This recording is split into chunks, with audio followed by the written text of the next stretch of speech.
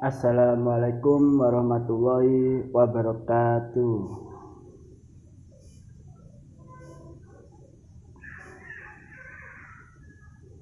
Baik anak-anak, untuk pertemuan kali ini Ustadz akan sedikit menjelaskan tentang materi PKN, makna alinea pembukaan Undang-Undang Dasar Negara Republik Indonesia tahun 1945.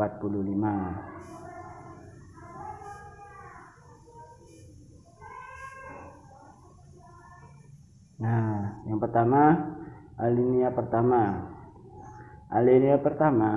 pembukaan Undang-Undang Dasar 1945 menjelaskan pernyataan kemerdekaan sebagai hak semua bangsa di dunia yang bersifat universal.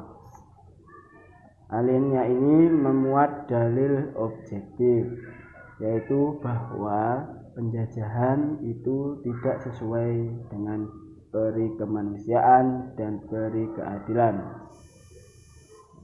Nah, jadi alinea pertama di sini menjelaskan tentang dalil objektif, yaitu bahwa penjajahan itu tidak sesuai dengan peri kemanusiaan dan peri keadilan. Ya anak-anak ya.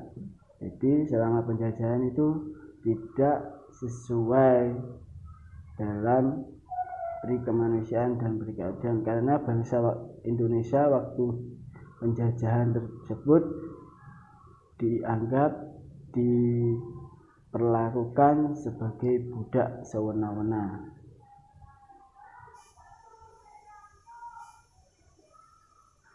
Alinea ini pertama juga mengandung dalil subjektif. Jadi selain mengandung dalil objektif, pada alinea pertama ini juga mengandung dalil subjektif, yaitu aspirasi bangsa Indonesia untuk melepaskan diri dari penjajahan.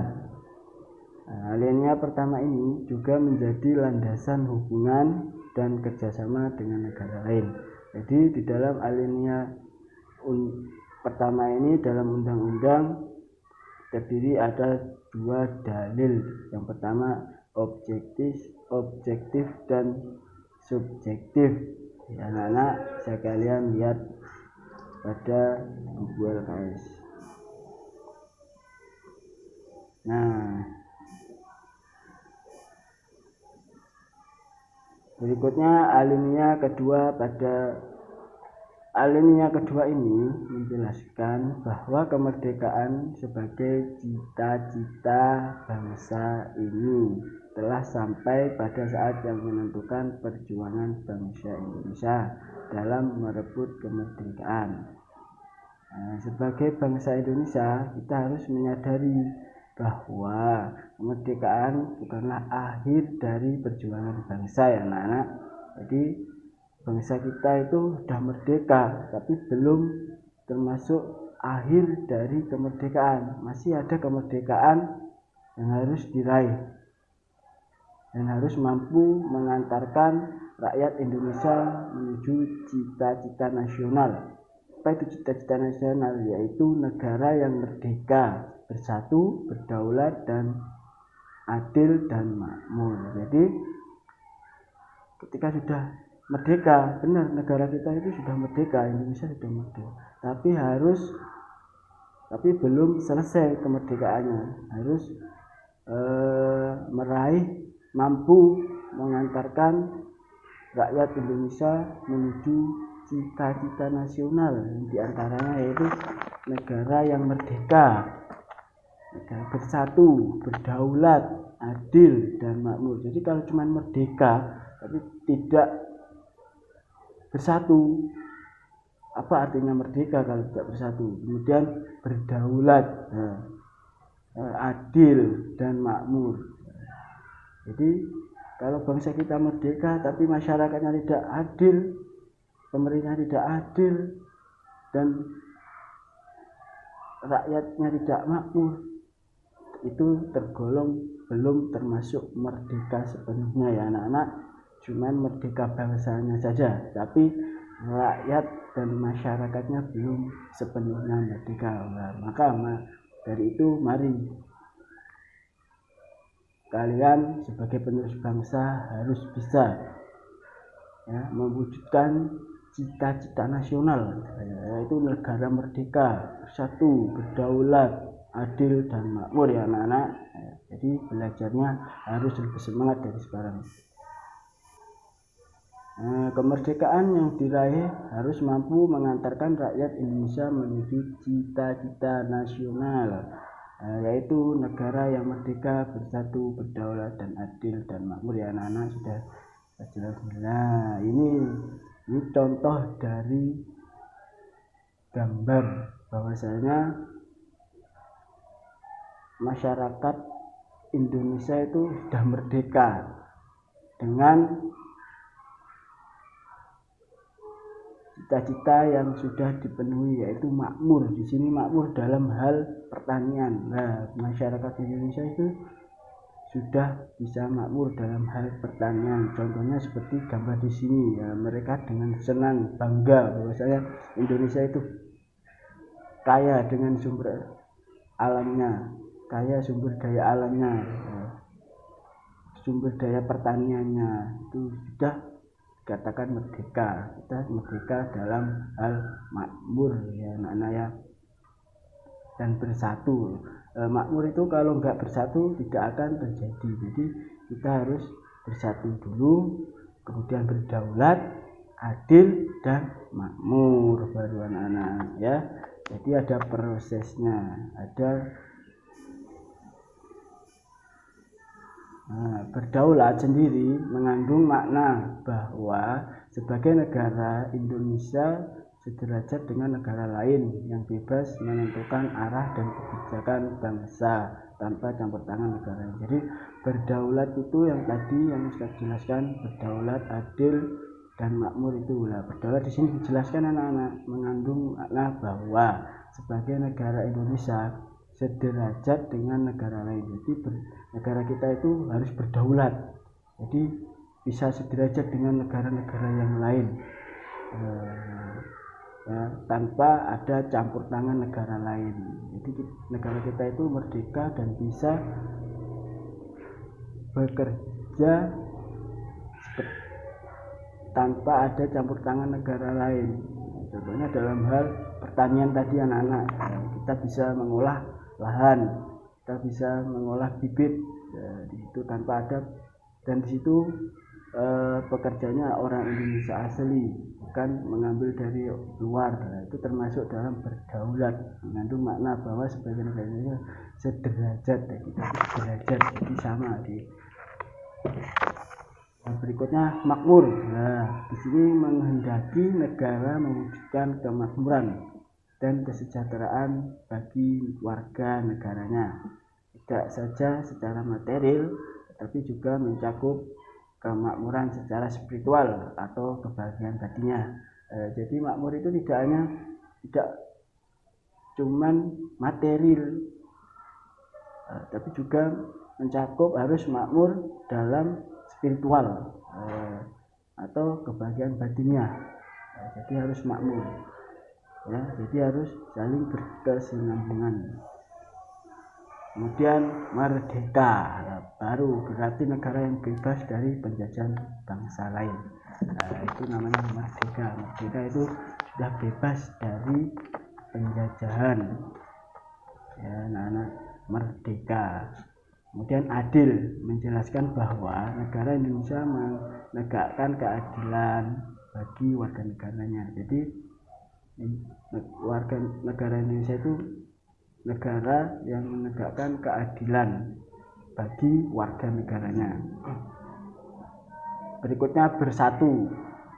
Di sini bersatu itu menghendaki bangsa Indonesia bersatu dalam negara kesatuan, bukan bentuk negara lain. Jadi bersatu, negara Indonesia itu satu, Indonesia bersatu. Tanpa bersatu negara Indonesia itu nanti tidak akan kokoh, jadi harus bersatu. Negara Indonesia itu dapat bisa merdeka dengan bersatu tadi itu, dari Sabang sampai Merauke ya anak-anak, itu harus bersatu demi mewujudkan cita-cita bangsa Indonesia. Berikutnya alinea ketiga. Alinea ketiga menjelaskan bahwa kemerdekaan yang dicapai oleh bangsa Indonesia adalah rahmat dan anugerah Tuhan Yang Maha Esa. Nah, kemerdekaan yang dicapai tidak semata-mata hasil jerih payah perjuangan bangsa Indonesia, tetapi atas kuasa Tuhan Yang Maha Esa. Jadi selama ini perlu kalian ketahui ya anak-anak, kemerdekaan Indonesia itu tidak sepenuhnya diperoleh dengan kekuatan prajurit atau militer bangsa Indonesia, tapi masih ada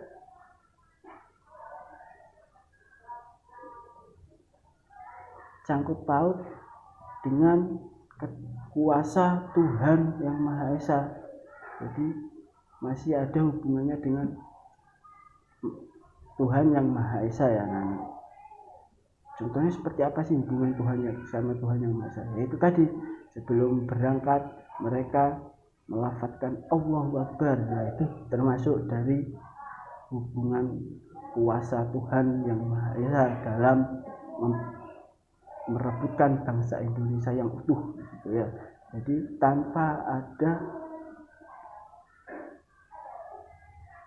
hubungan dengan Tuhan Yang Maha Esa, bisa jadi tidak mungkin akan terjadi kemerdekaan bangsa Indonesia. Karena pada waktu itu bangsa Indonesia itu sudah jauh dari negara-negara lain dari segi hal persenjataan. Contohnya ya anak-anak,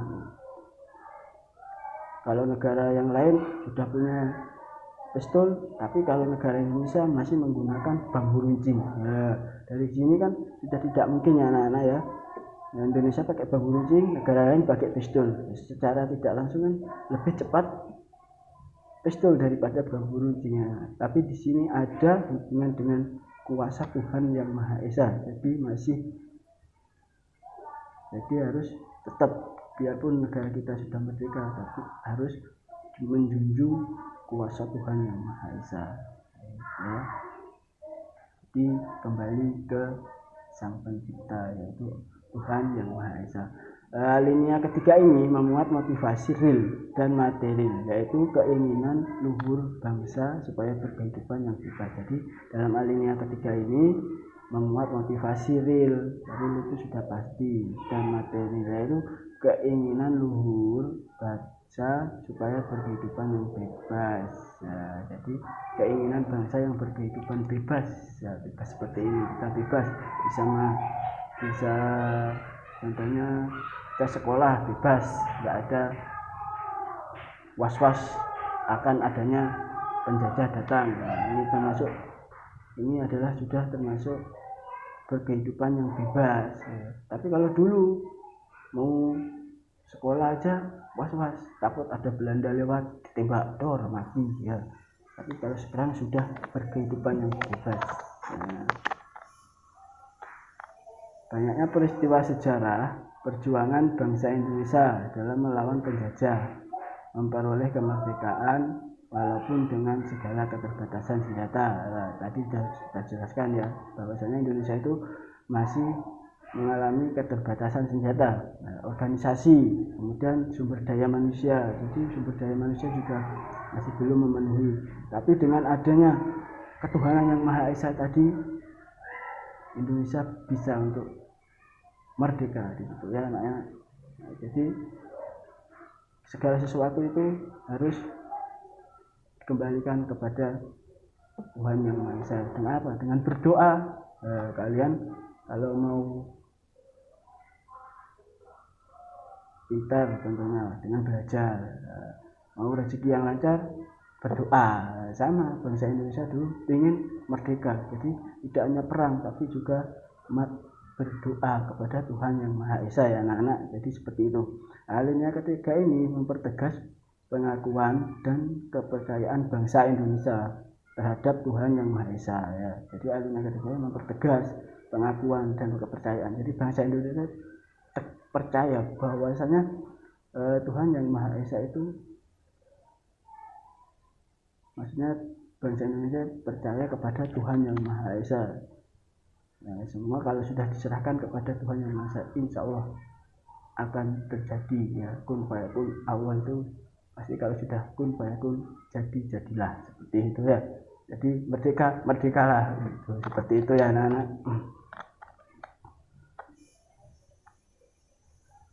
Kemudian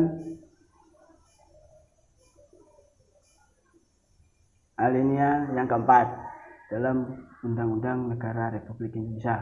Di sini negara Indonesia yang dibentuk memiliki tujuan negara yang hendak diwujudkan, yaitu melindungi segenap bangsa Indonesia dan seluruh tumpah darah Indonesia, memajukan kesejahteraan umum, mencerdaskan kehidupan bangsa, serta melaksanakan ketertiban dunia yang berdasarkan kemerdekaan, perdamaian abadi, dan keadilan sosial.